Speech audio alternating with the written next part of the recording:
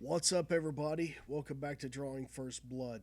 Today is Tuesday. Well, it was Tuesday. This one, my debut episode for Home Haunt Tuesday is kind of late. Sorry about that. Anyway, welcome to Home Haunt Tuesday. This is the day where we are going to take a look at some home haunts that are up on the internet and take a look, and I give my opinion on what I think of these home haunts. Things that I could probably make it better, things that they're doing really great. First thing, we are going to be looking at Noctiphobia in DuPage County, which is right west of Chicago, Illinois, from Javier Cisneros. Cisneros. I hope I didn't butcher your name. Anyway, I think this kid shows a lot of potential. It shows a lot of heart and a lot of really good talent. So let's take a look right here at Noctiphobia in Chicago, Illinois.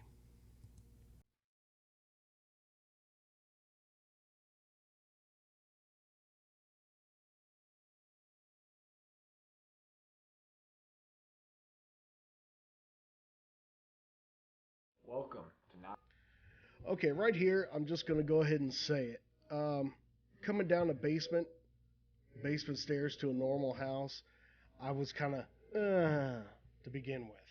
And then you see 17-year-old kid, probably 17 years old at the time, 16, 17, whatever age he is. And I just thought to myself, you're kidding. This is what I'm watching. This is what we're going to be. Oh, okay, anyway. But I was wrong. Very, very wrong. Can't really tell by this video that we're watching right now. I'll show you the walkthrough from 2015 as well. This is their 2014 video. The walkthrough from the 2015 is a massive improvement over this, but there's still a lot of ingenuity and a lot of talent in this that I really didn't give them credit for in the beginning. Also, one more thing, kind of getting over a little cold. So if I start hacking my lungs out, or if there's a lot of cuts in this video, you'll know why. Noctiphobia 2014. This has been our best year yet, and we are still not done improving. Today we are going to bring you an in-depth walkthrough of the attraction, just so you can get an idea of all of our features, all of our functions, and how we work together to pull off such an amazing year. So let's begin. We start here in the queue, where everyone starts off, where all of the doubt, all of the fear, and all of the anxiety begins. It all begins right here at the queue. We've got Right here, I'm pretty much going to let you know this kid, he has very high hopes for what he wants Noctophobia to be. He's a very consummate showman, and you can definitely tell that. I mean, he's working with scraps, and he's turning out pretty good stuff, but that's because you could tell just by watching him and listening to his words that he has a lot of love for this. several beacon lights going on, which really helps set the tone. I believe these lights add a bit more suspense and anxiety than regular bulbs or black lights, just because of the movement they provide. Mm-hmm. Now, we also have these wooden arrows that are pointing. They're just merely to help guide in the way. We have one on our exit. They could also be picked up, carried away, broken, used as weapons. Lord knows what else. If you need to have arrows, have signs on the walls, or have a very clear path leading up to your front door, something like that. Standing arrow signs are only asking for trouble.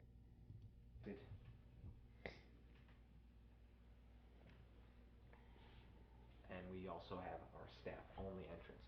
We will get in there later though. However, let's start. Staff only areas are absolutely necessary. By all means, have an area for your staff to work, get makeup on, chill out during break, whatever. But having a very obviously like right here, staff only sign, takes people out of the experience. Um, Maybe have signs that say something like, um, either just completely block it off, have somebody standing here that just blocks them off, or have something there to let people know this is not part of the show. You were looking down the hall of our entrance here.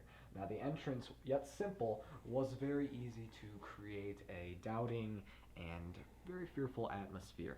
We have our beacon light as well as some blood handprints on the walls, if you can see.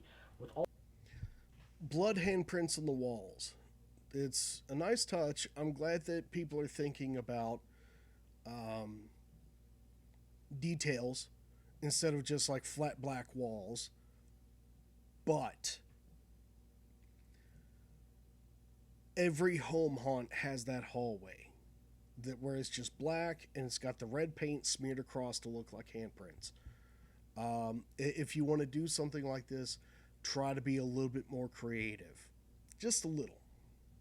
also a roof. The roof also gives more of a compact and claustrophobic space, as many people are not comfortable with entering small spaces. That's true. So, once you come down here, once you are brave to come down here after you have learned all of our rules and all of our regulations, this is where you begin. So,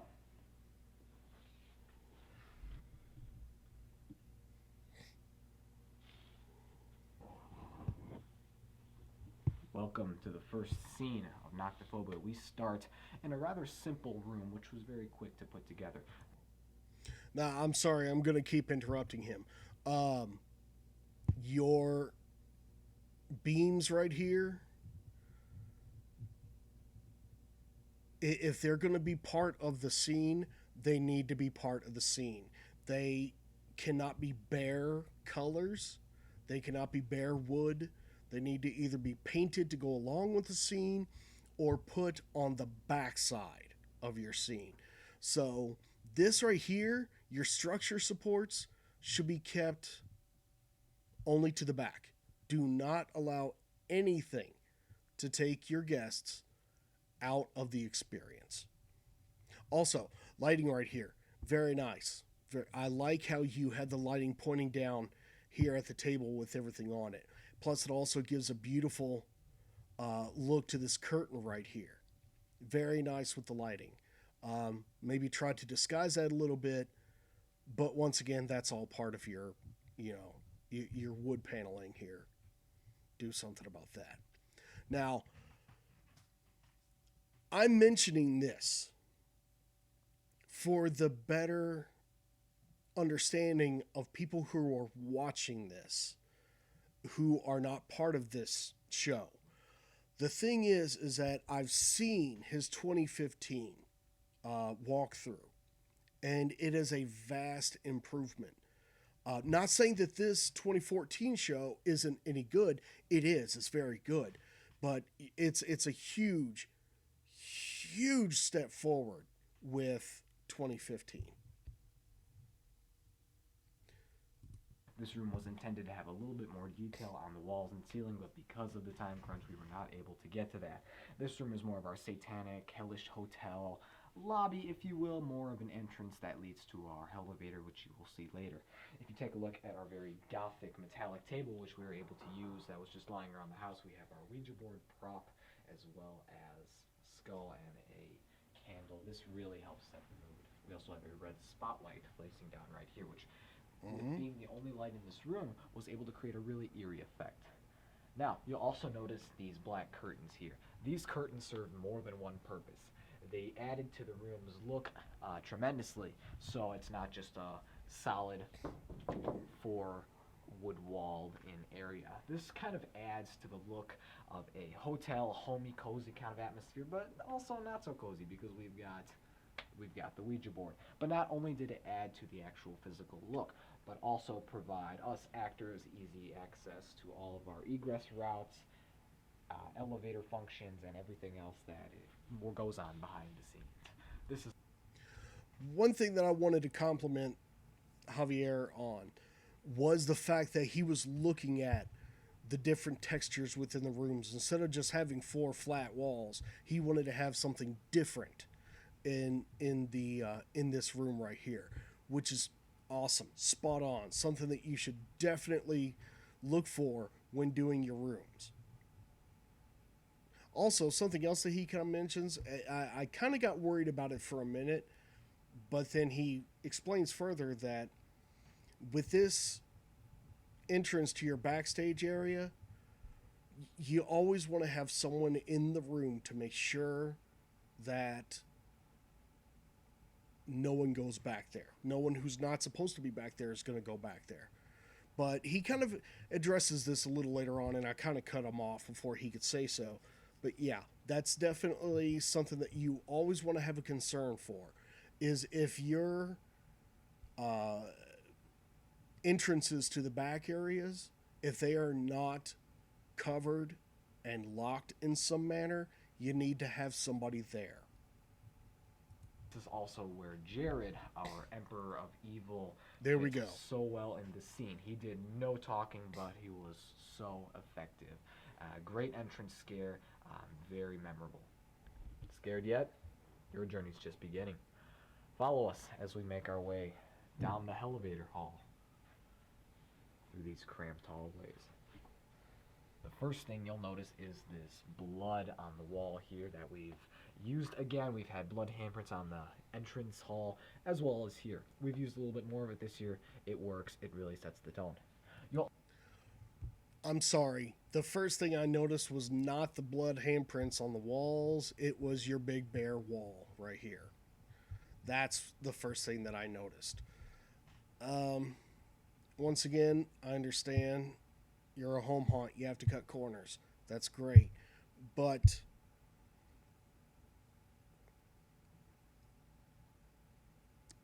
I don't know. Maybe I should be a little bit more forgiving for that. Either way, it's something to keep in mind is you never want to take your guests out of the experience. And a big bare wall like this is going to do just that. Your support beams right here are going to do just that. So if you can, paint your walls. If you can't paint your walls, find a way to cover them. I may be wrong. I don't know.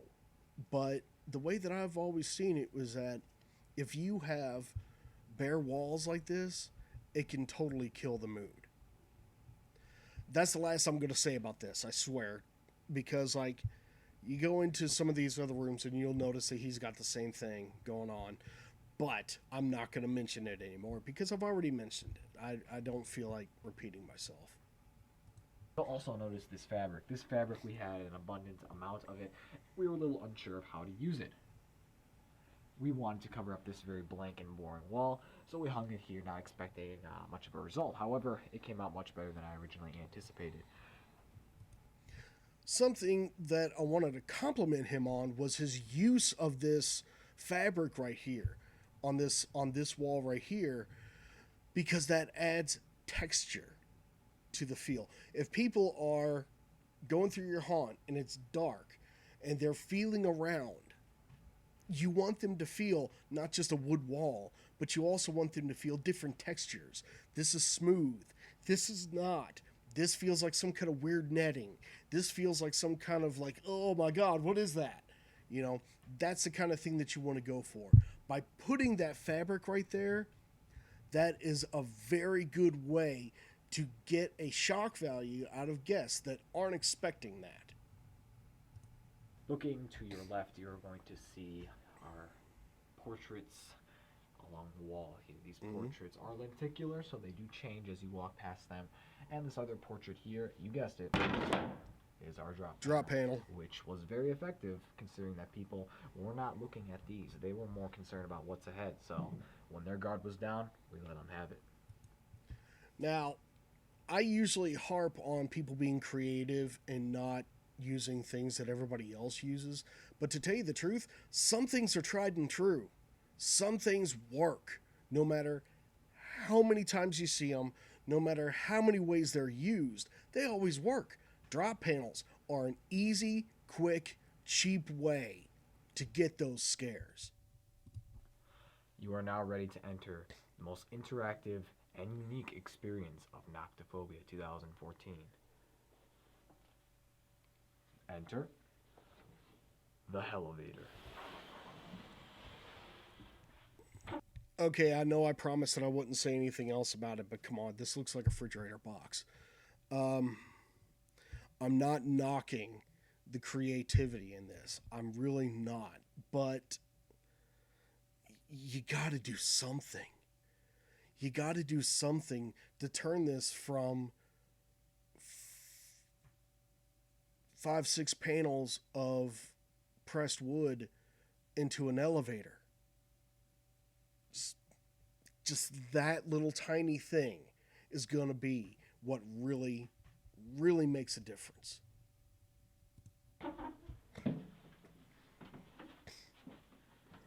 For several years, I've wanted to go about a project such as an elevator simulator, and for years we could not make that happen just because of the amount of work, dedication, materials that it takes. The ambition level to go about something like this is very high, so naturally we're going to have to devote a lot of time to just this.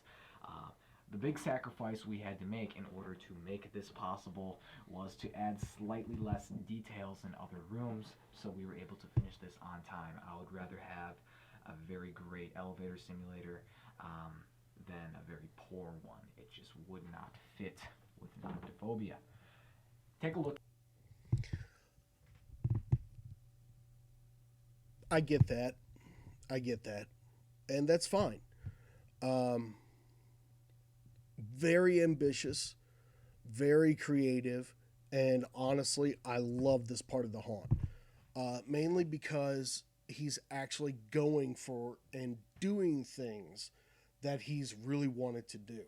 And this actually works out really, really well. But once again, those details are going to kill you. Look at your feet. If you notice, the floor is not steady. We in no way were going to put people into a small space and call it an elevator. We were going to make them feel like they were moving somewhere. So the floor is made out of springs and plywood, which you can see more in depth on our early Noctiphobia build vlogs this season. If you take a look to your right here, you will check out our emergency phone. The emergency phone is a detail that is new to this year, which... Okay.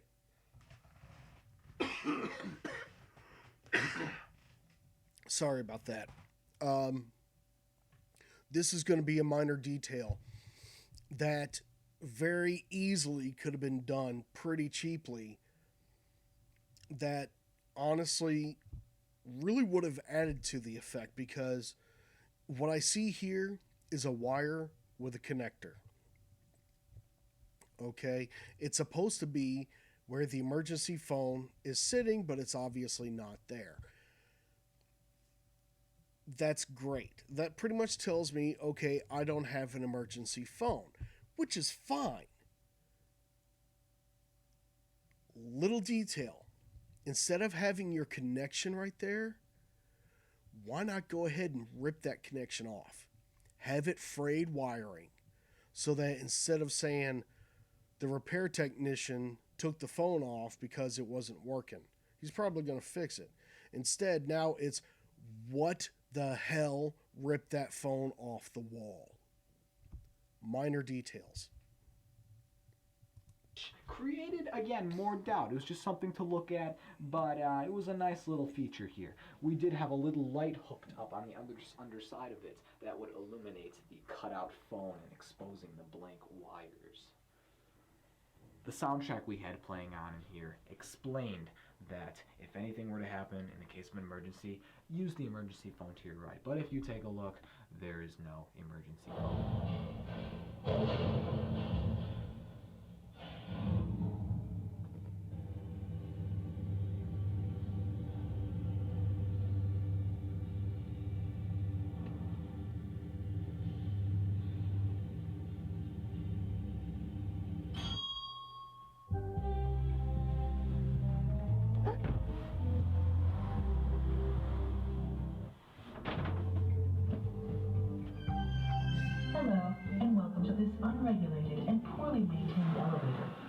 Before activating the elevator, we would like to acquaint you with its safety features. In the case of an emergency, use the emergency phone to your right. In the case of an electrical failure, the elevator cable system will fail and will plummet to your death. Fortunately, this lab is fitted with a backup generator, which is usually functioning, but is also poorly maintained. If you no longer wish to ride this elevator, it is too late. I'm kind of curious where they got the soundtrack to this. I'm wondering if it was something that was made, like they recorded it themselves, or if it was something that they got from somewhere. I don't know. Either way, I think it's done pretty. Wait, all life on Earth?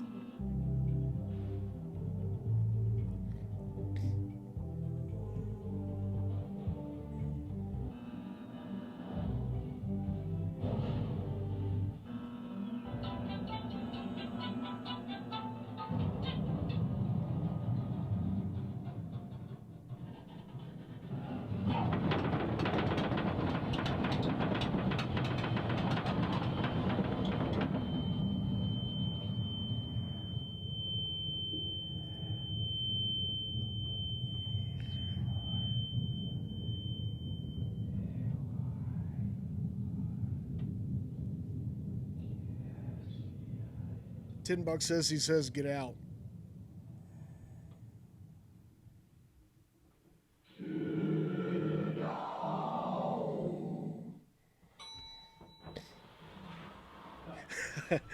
Okay.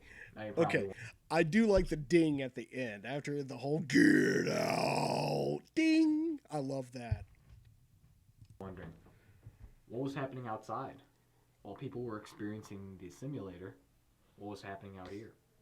Well, we did not want to short anyone out of experiencing an elevator simulator, so we wanted to give the illusion that you actually traveled somewhere. And in no way did we want to add two doors in our elevator. Yes, there are some doors where you enter one way and leave another, but if we were to do that, to me, it screams to your audience, this is fake. Most people are going to realize that the elevator is fake, but it is nice to create some doubt and a little bit more of an illusion that movement is occurring. So, what is happening when this door is closed? You will see what happens when the door opens. You see this blank wall, which was here, and before the elevator door opened, you see this blank wall. This wall is not what it seems. This is actually a false wall. If you look back here, you get a little glimpse into our next scene. That's actually genius. I love that idea. While patrons were in here experiencing the elevator simulator, behind this closed door, our actor would push open these two doors, revealing the path onwards to experiencing what lies beneath. I love that idea. When the elevator crashed underground, you find that you open up to be in our mine shaft catacomb scene, call it what you will. Take a look inside here. Upon exiting the elevator, patrons will find they're not in the same place that they were before. We were in desperate need to create this illusion as we really wanted to create some doubt in some people. You'll find us. Okay, just real quick. What I said before about the exposed wood in your other rooms wouldn't apply in a mine shaft basement setting like this, because you actually want that to be here. This is actually good that they've got these right here. The only thing that I would say to do is possibly try to find a way to age your wood. Wet tea bags, varnish, anything like that would help to add so that your wood doesn't look as brand new as it does. In our next scene, our next room here, which is our mineshaft catacombs room, you'll see our dirt stone walls here, which were created using foam, insulating foam. This was then drilled with a spade and spray painted to look like stone and dirt. This came out a lot better than I thought, and I'm very happy with how the texture of these walls came out. It really does look really good. The only light that illuminated this dark room was this dark old Edison style light bulb. This bulb really fit the theme, it fit the mood, and it illuminated just enough so that people could see where they're going, but not enough to let them know that there's safety. You'll notice that we have a very small entranceway here. Now, yes, guests do have to duck down. Follow. You'll notice that you do have to duck under into this little mine shaft area, and you will find yourself in a very dark and confusing hallway. This hallway's purpose was to solely build tension. A couple of things right here. This room, I'm sure, was probably intended to be dark and you can't see anything, which is why I'm not pinging him for the blue strings. Because honestly, what he was trying to go for was web or something along those lines that had a bit more mass, something that could really drag across you, which is awesome. I'm okay with that. Not even going to mention the wood again because I've already mentioned that. The brick wall that's over on this left side, I'm not too keen on, but I'll let it pass because this room is supposed to be pitch black. Coming from a room that's lit like your cave mine area, you probably want to use your bricked panel probably somewhere more right here instead of back here. That way, that panel's not catching any light. What I will ping you for, though, is your extension cord. If you have a ceiling or a roof on these things, you cannot have your extension cord going underneath of that ceiling. You need to run that over the top because if people coming through, if they're in a dark room, they're going to be reaching around everywhere. So that if they reach up, grab that cord, and accidentally pull on something as they're going into the next area, there goes your lighting in another room. You'll notice we have thread and string hanging from the ceiling that has been introduced 2 years ago, which is very simple and very effective. No one sees this coming. When it brushes against their face, it really freaks them out.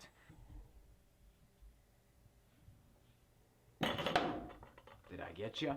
Another drop panel. This panel got an incredible amount of people as it's painted black and looks just like the rest of this wall. While people were done getting through all of this very disorientating string hanging from the ceiling, this drop panel was the last thing they expected. You are now entering our next scene. This was one of my favorite scenes for this year. Come along. You will see our dead miner scene. Take a look at our miner prop here. You will see he's got everything that... I wanted to take this moment to actually compliment their dummies. This one kind of has a little bit of broad shoulders, not as lifelike, but still. In the dark, it's going to be hard to tell in situations like this. This dummy actually looks really good. They really got into the form of the dummy and really got into making sure that he looked as lifelike as they were able to pull off, which is actually key in situations like this. That gives him a dead miner. He's got a skeleton hand. He's got a skull under the mask, even though it's very hard to see. We did wanted to put every little detail to convince that this is a dead miner. We do even have false foam shoes to give the illusion that this is an actual person. You'll notice the only light that is in here is this very slow flashing strobe light. In the dark, when this strobe light is functioning on our character here, people have severe doubts. It looks like a real person. People are very doubtful as to whether he's going to move or he's not. This was great, again, for building tension. Even though nothing happened here, people still stood around and expected something to happen. Were they bored? No. Were they anxious? Oh yeah.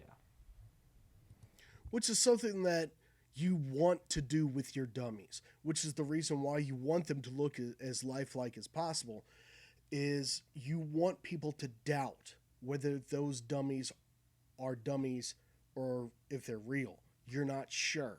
You want people to have that worry in the back of their mind. That's always very key when it comes to the dummies, which is why that is the most important thing about having a dummy, is making it look lifelike. Add some structure to it. Add a skeletal system to it. Make sure that it looks as real as possible.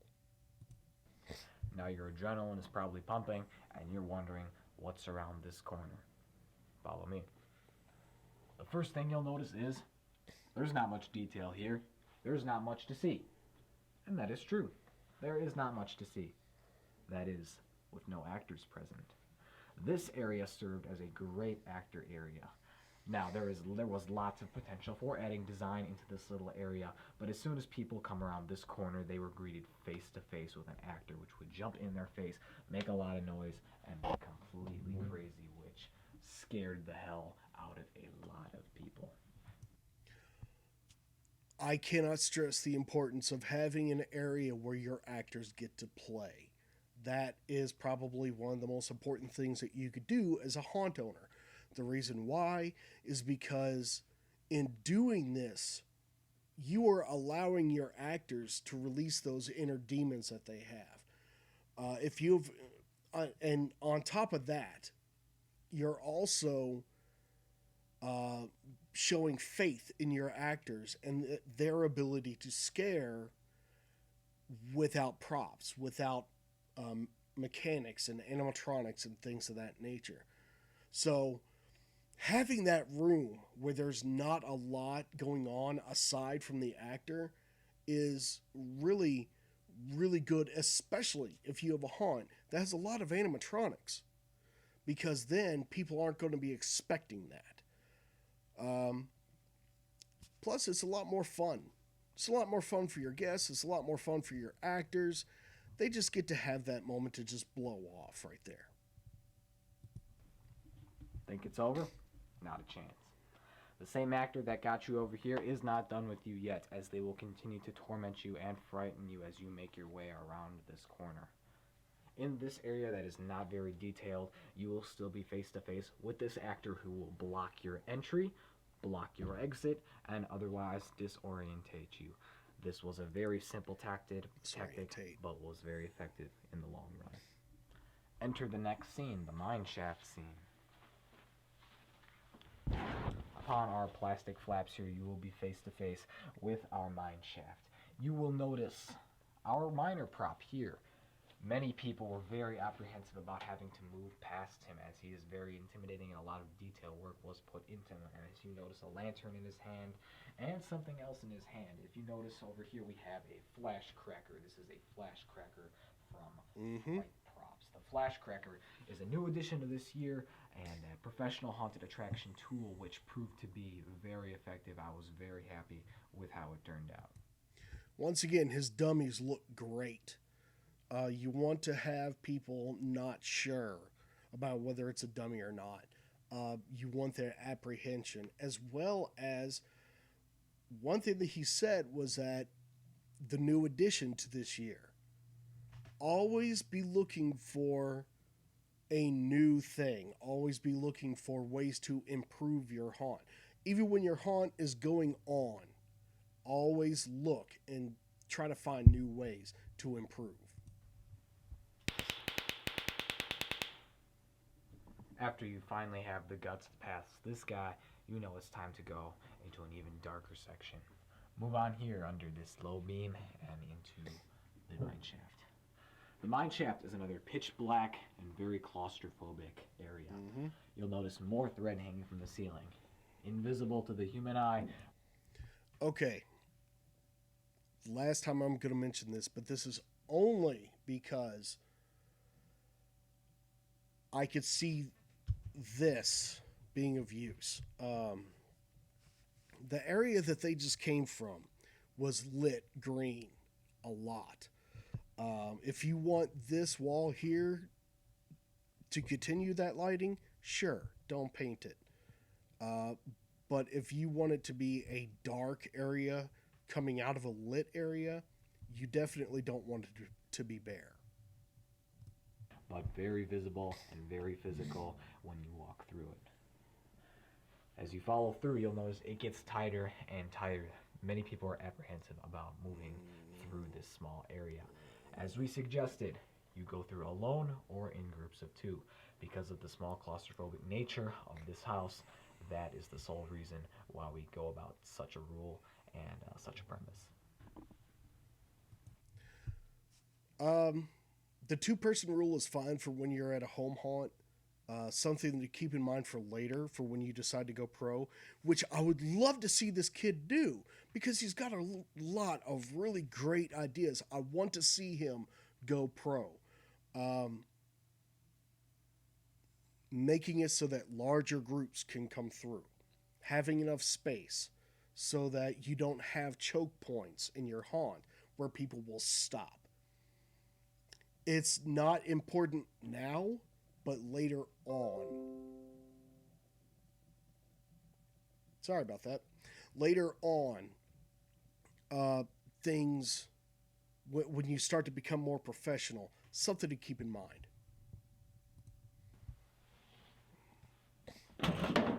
While making the way through the dark, through these very tight corridors, something as loud, something as close, and something as startling as this proves to be incredibly effective. This panel was by far the most effective drop panel we had this year. Again, painted black to match the rest of the wall. When this fell out of nowhere while people were already struggling to see, it gave very little time to react, very little time to process what just happened, and in the end create a very, very funny, effective scare. Very good. So where are the actors coming from? Well, where you just got scared from this drop panel, take a look inside. You'll take a look at our actor cove, our actor hub. This is the smallest hub that we went with this year. We decided to take up less space than last year as our center hub was a little large and a little space consuming. So something like this was ideal. If you also take a look inside, you will see our drop panel by the elevator. So the same guy that got you there can get you here. This is also the center for a lot of our cords and electrical work, so it gets out of the way of people's path, so there's no tripping and none of that stuff. That's always key. Now you're probably wondering, how did people get into our actor cove? There are no doors, there are no secret windows, there is absolutely no entry. You are incorrect. Take a look down here. You will see the one and only entry to the actor hall. Now, I understand that you didn't want any doors, hidden windows, anything like that. You're also using sleight of hand to keep the entrance out of the way. But, as an alternative, could you not have cut this bit of plywood here along this hinge, brought it all the way down, put some hinges on there, put a latch on the inside so that it can't be opened unless you're already in there, and just go ahead, make that a hidden door. I think that would be a lot easier, but I don't know. I mean, this hallway is already pretty small, so maybe it didn't fit. Maybe more people had to get in there than they thought. I don't know. But either way, this just seems like a bit more of a burden than just having a hinged door there, like a hidden door. Room. This is a very tight squeeze for us, but those who are small and limber enough to get inside of this had no problem. Because this is a tight hallway already and we have to find a way to fit ourselves into here, it did create a little bit of an ordeal, but this kept it out of the way of people's paths. We were able to use all four sides of the room, so one side did not have to be unused because of an actor door. Instead, we just made the entrance very low, so people walking through, they're not gonna run into it. I love to end with a bang. This year, I wanted to make sure we were nothing short of that. After you were done with this tight hallway, you think you're finished, you think you've seen it all. That is incorrect. Follow me. You have entered the most disorienting, the most uncomfortable, and the most simple scene to build this year. You will notice all of these straps of burlap hanging from the ceiling on the same... Okay, I know a lot of people are not going to agree with me on this one. I have a thing against burlap. When burlap is used in farm scenes and butcher scenes, okay, fine. But in this context here, where it's all hanging down and going to get in your face and your hair, it's going to rub against your skin, all that other stuff. Burlap itches really, really bad. Like those old 1970s wool sweaters. They itch so bad. And just makes my flesh crawl just thinking about it. Ugh. But that's just my personal bias. A lot of people are kind of, whatever about that. So, I don't know. Same cloth we used over by the elevator. This room is very weird because people are not expecting to be unsure of where's the exit. You have no idea where you're supposed to go once you enter here. And when you enter in here with a strobe light, it's very nerve-wracking. You can't see your exit, you can't see anyone else, and you can't see a foot in front of your face.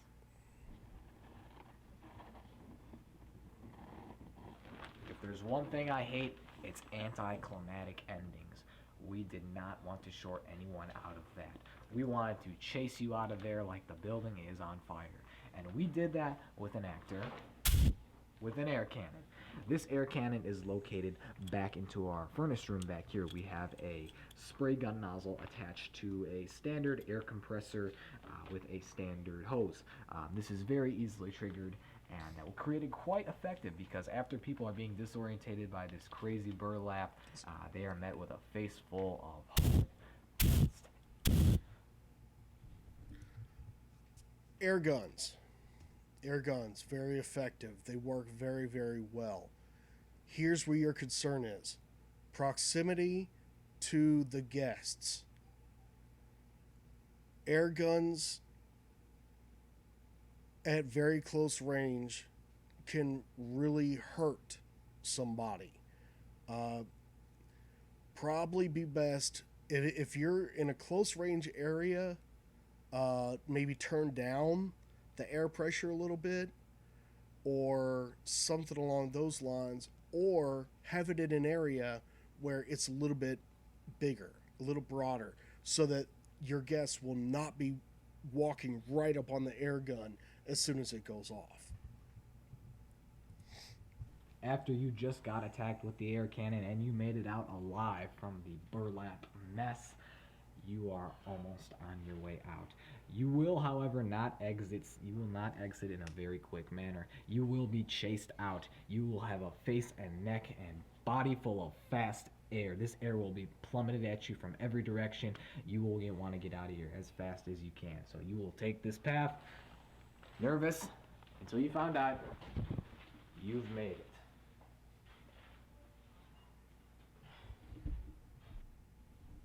The staff hall is just as it sounds. Hallway, egress route for staff only. Take a peek.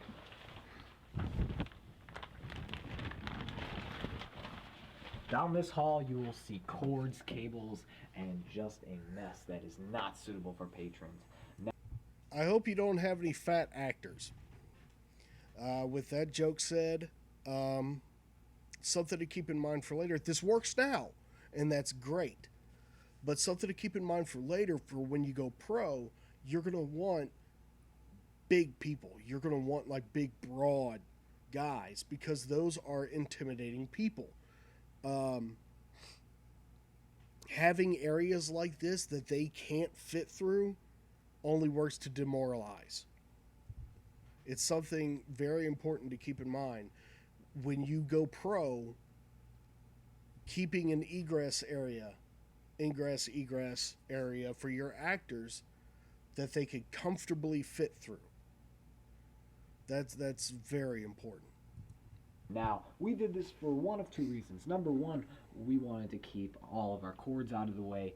We wanted to make sure that nobody came into contact with this white wall. If there's one thing I hate, it's nice walls in a haunted attraction.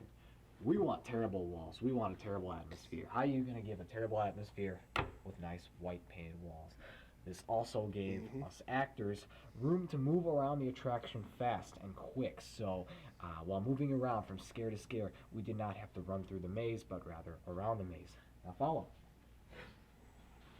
You will see that we have our curtain here. This is the back of the Hellish Hotel room. This is what is behind here. This is how we can get through in and out of the attraction easily. You will also be looking at the back of the elevator. Now take a look down. Here you All right, before he goes into the detail of this, I would like to let people know that when I first saw this video and I saw their elevator from the front, I thought, what? You're supposed to walk in and bounce up and down? And you doing this is going to be what gives you the effect. Well, that's kind of cheap, you know. But I was wrong. I was wrong, and this guy's about to explain to you why. And this is why I think this kid's a genius, and I think that this kid has a great future in the haunted attraction industry, is because of stuff like this. The ingenuity of what he's about to do is just, it blew my mind. see the secret of how we made the floor move. These are just simply 2x3s which are screwed together, which go underneath the platform. Now, this is what gives all of the illusion that the whole thing is moving. Take a look. It only takes one man to operate this. We've simply put our foot on here and move the thing like crazy. Now, we've designed this in such a way, if we have a very light and singular rider inside, we will push this thing in all the way. When this is in all the way, the entire platform moves much more, creating much more of an effect. However, if a 400-pound guy, two 400-pound guys are inside, all we have to do is simply slide it out, and because of the laws of physics, it moves very, very easily. Mm-hmm. So no one gets left out. That's what I'm We're talking not done about. yet, though. Keep going down through here. You will notice the back area here. This is where we did a lot of our makeup, a lot of our behind-the-scenes work prior to the opening. You will also see the sound system to the elevator, as well as all of our lights hooked up and sound systems connected. Now, it is a little bit messy back here, not as nice as I probably liked it to have been, but we were able to do what we can, and it did work. Mm-hmm.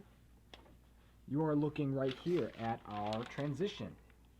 Remember this area? Yeah, you do. You're probably wondering, what is this?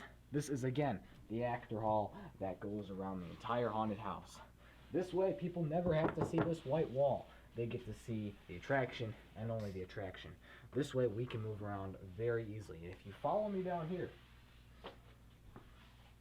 you'll find the other drop panel. You'll find the drop panel that occurs right after you exit the mine shaft.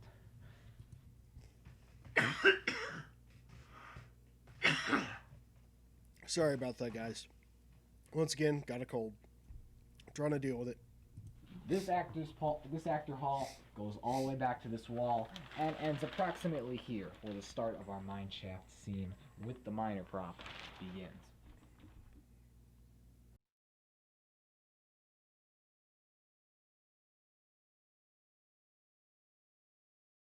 I'm going to go ahead and let these credits roll. Just because, honestly, I really feel like that they deserve to have their names put out there.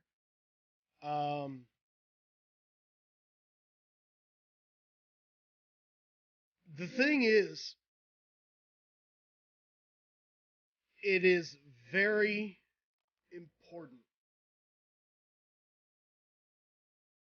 to be creative. And this kid shows exactly why that's important. What he basically had was a stack of plywood that he was able to turn into this amazing thing that he's doing in his parents' basement. This is probably one of the best home haunts that I've seen so far. Go ahead and get out of this real quick. I want to show you guys something. The 2015 walkthrough for Noctiphobia, which I'm going to go ahead and say this. Nick, when I first saw this video, I thought, you're kidding me, right? It's supposed to be Noctiphobia. You know, what kind of a dumbass kid is going to sit there and call his place the wrong word? Actually, once again, I was wrong. I was the one wrong in this situation. Noctiphobia is pretty much the same thing as Nyctophobia. It's just a different word for it. And I'm the dumbass. But yeah, This is their 2015 walkthrough. This one is just a 5.5 minute video of them going through and acting for the camera, as most walkthroughs do. You're going to see a massive, massive improvement here.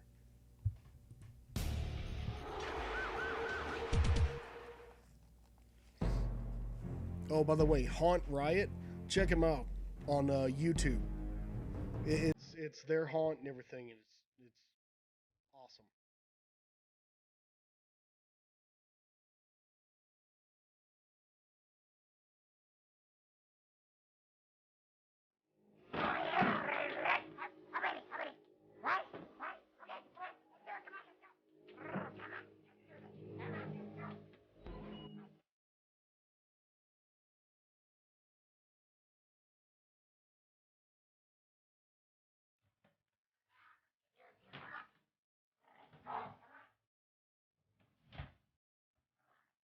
Acting the part, playing through, follow through. Anybody? No touching anything. No jump rope. No jump rope? Come on, let's go, let's go. Okay. Come on, let's go. Okay, we don't have the. See this? This is a huge improvement. Massive improvement. Your dummy's kind of weak, but you know, I'll forgive that. This is a huge improvement. That's what I'm talking about. Oh my god. That, the exposed wood right there, the exposed wood right there fits into the scene. You got your props set out.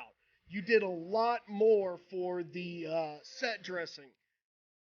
Oh, that's such a good idea. Very happy. Very happy with how this turned out. Alright. One thing I'm going to go ahead and say. Some of the... I know I harped on the exposed wood and everything in the last video, but if you notice here, I might have been wrong.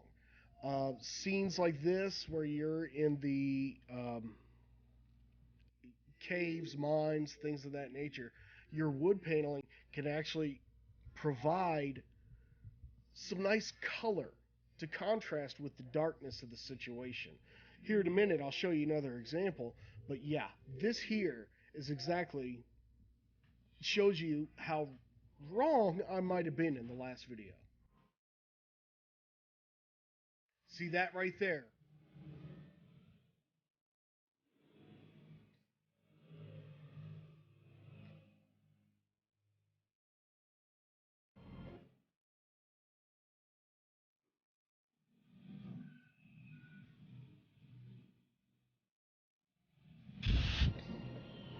Air cannons.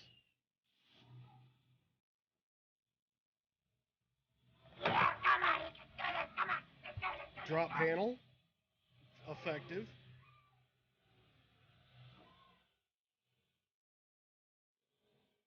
What's your shop? Welcome to the slaughterhouse. And if you don't hurry up out of here, I'm gonna skin you like an animal.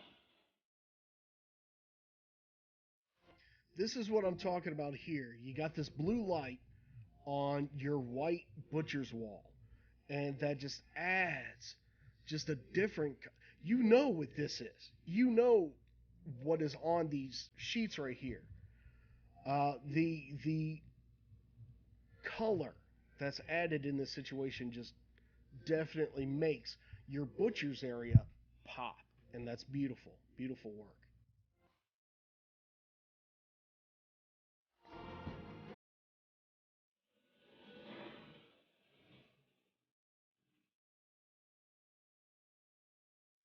This is another situation where I was talking about where the bare wood can actually add to the scenery. Um, you have your bare wood right here, right here. Obviously, this is like a barnyard scene or something like that with the chicken coop wire right there. The only thing I would say is, once again, as I said in the video before, maybe try to find a way to age this wood. You know, no, you don't have to fray it up because then you have to worry about splinters and things like that. But possibly maybe like a varnish or aging the wood through theatrical means or something of that nature.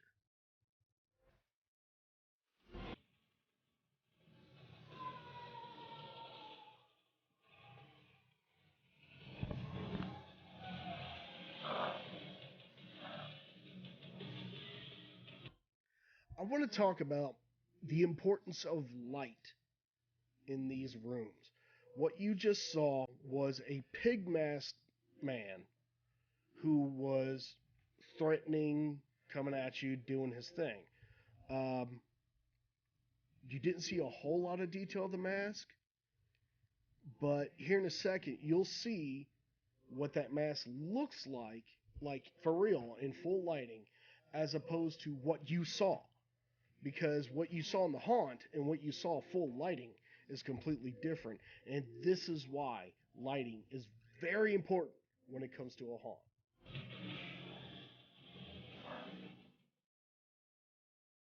That guy? That's what I mean. This mask looks like it was made out of, I guess, great stuff and some kind of armature, maybe. In the light, it doesn't look that great. But in the dark, this over accentuation of the paint patterns is really going to help. The texture of your face mask is really going to help. Your mats of hair instead of just real stringy hair is really going to give people the idea this is what you're looking at, as opposed to something that in the dark, if it looked really good in the light, it's not going to look good in the dark. You're not going to be able to tell what it is. So this mask may look like garbage, but it's not. It's beautifully done to be in a dark environment.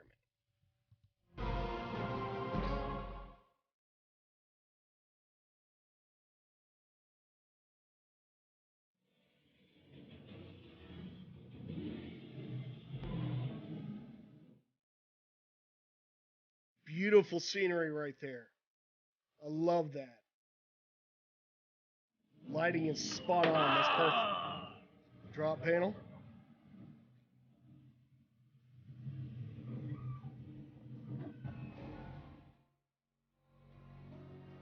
Once again, I think that this is a great situation. You have a drop panel for your actor, and as they come around the corner, your actor also has another situation where he could get that secondary scare. That definitely leaves your guests with two scares for lack of a better phrase for the price of one.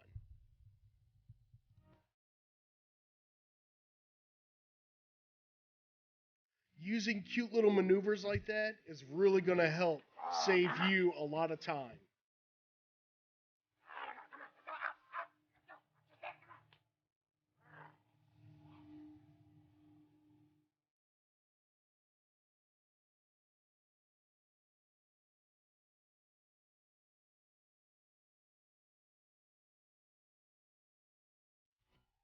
And there we go, guys. That's Noctiphobia Haunted House in near Chicago, Illinois, for their 2015 season.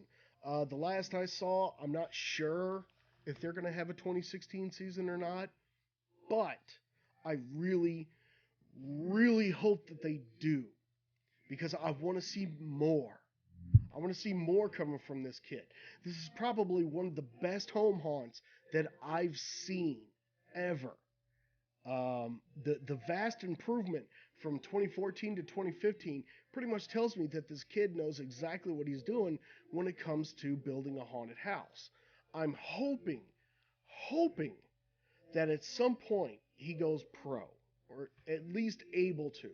Or if he's not able to go pro, just continue what you're doing because this is great. I love this. This is exactly what we need at people's homes in the Halloween season. So I recommend Noctiphobia in Chicago. I highly recommend it if it's still there. I hope that it is. I'm hoping that I get some kind of word on whether it's still there or not. If not, I hope it comes back.